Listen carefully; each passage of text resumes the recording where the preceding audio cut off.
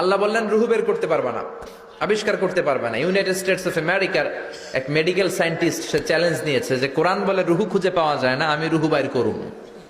কি বের করব? এই রুহু বের করে আমি নোবেল প্রাইজ পাবো, নোবেল লরেট হব। তো 7 বছর সে গবেষণা করছে মুমূর্ষু রোগীদের নিয়ে, মাগার রুহু খুঁজে পায় না। তারপর তার মাথায় চিন্তা আসলে এক কাজ করি, গ্লাস ফিটিং করা একটা ছোট্ট ঘর বানাই, বুলেট প্রুফ গ্লাস, মানে গুলি মারলেও গুলি ঢুকবে না। আমাদের মাননীয় রাষ্ট্রপতি মহোদয়, প্রধানমন্ত্রী মহোদয় যেই গাড়িগুলোতে চড়ে, এগুলো বুলেট প্রুফ, গুলি মারলে ঢুকে।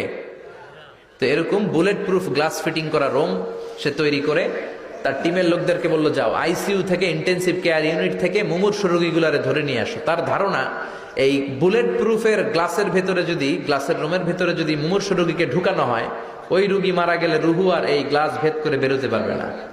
কারণ বুলেট প্রুফের গ্লাস তো কি প্রুফ, কি প্রুফ, বুলেট প্রুফ। তো নিয়ে আসা হলো আইসিইউ থেকে, ঢুকাও।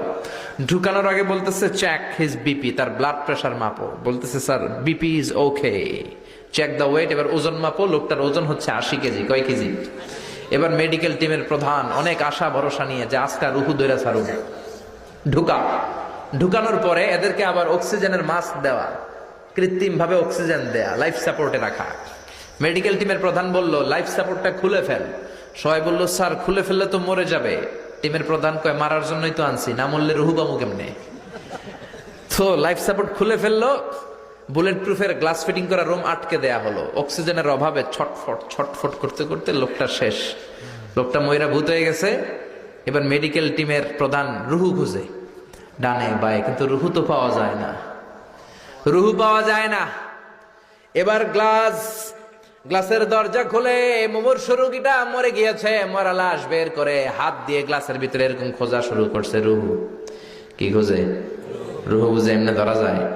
একে টাকি মাছ হাতানোর মতো কথা বলে, খুঁজে পাওয়া যায় না। সে বললে একটা কাজ কর, চেক হিজ বিপি। বিপি মাপতো, স্যার মরে গেছে তো, কোনো বিপি নাই, মানে এই যে অলিন্দ নিলয় সিস্টোলিক ডায়াস্টোলিকের যে ধাক্কা, এটা নাই, মরে গেছে। কিন্তু মরার পরে মানুষের ওজন থাকে কি থাকে না? মরার আগে এই লোকটার ওজন ছিল কয় কেজি?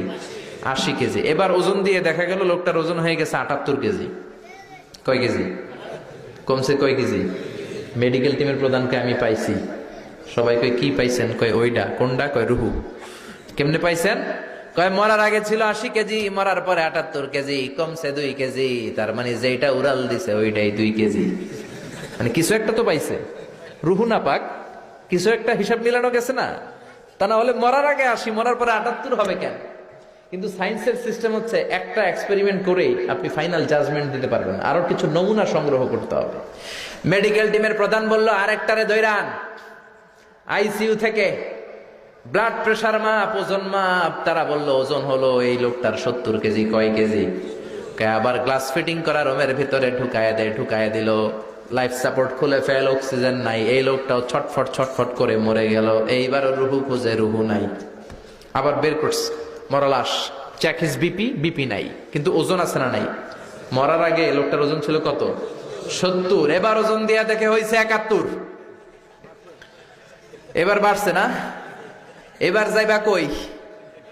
এবার যাবা কই? আগেরটা 2 কেজি কমলো, আসার একটা জায়গা ছিল, এবার বেড়ে গেছে 1 কেজি। আল্লাহ কয় কিয়ামত পর্যন্ত তুই ঢুকাবি আর বাইর করবি, কিন্তু রুহু খুঁজে পাবি না। ঠিক কি না?